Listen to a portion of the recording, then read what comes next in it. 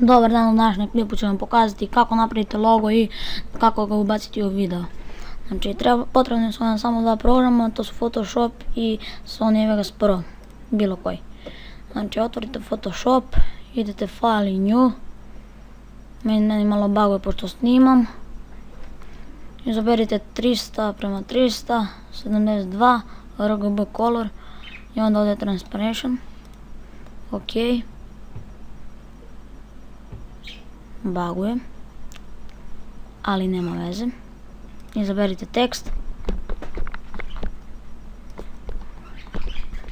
napišite bilo šta, to je šta vi hoćete.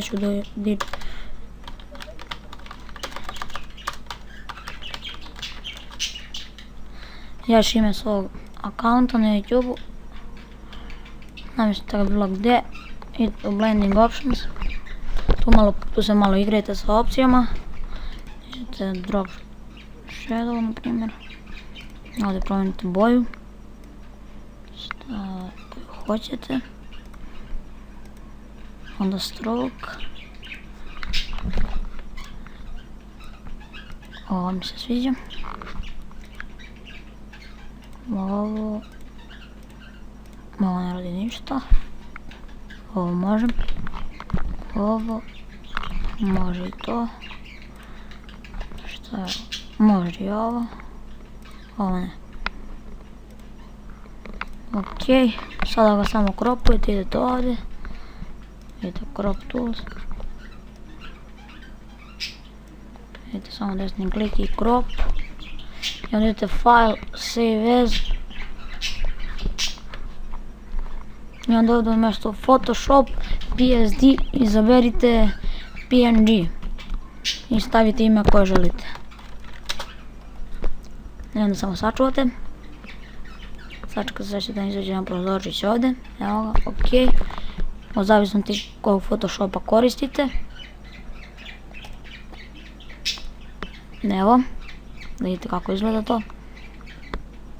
Zato smo stavili ono Transparency, da ne bi bilo kao bele pozadine, se vidi samo tekst. Sad idemo u Sony Vegas,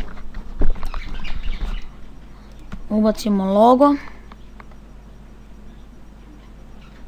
ovdje, onda logo mora da bude ovdje prvi i onda ubacite ovo, vaš video, onda to prevucite preko celog videa,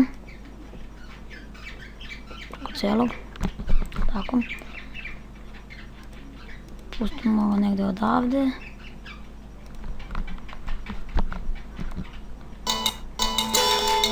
vidite koliko je veliko sada, da bi ga smanjili, idete na primjer možete ovdje, pošto ovdje je malo lakše, smanjite ga i onda ga samo povlačite gdje želite. Namjestite ga bilo gdje želite, tako ga ostavite, onda ovdje podešavate da li hoćete da vam bude prozirno.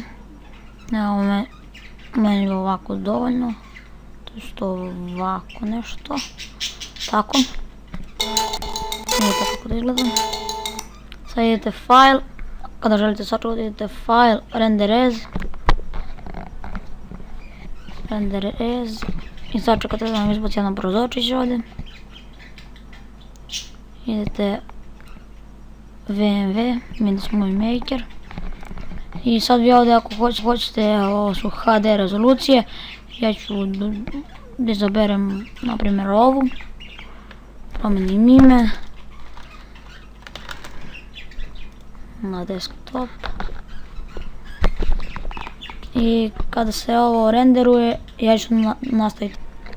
I evo, kao što vidite, sada se renderovalo, vidite tamo gdje se začuvali, u ovom slučaju na desktopu. Uđete u video, vidite samo kako je sačuvano i okačite ga na YouTube ili gdje ga želite.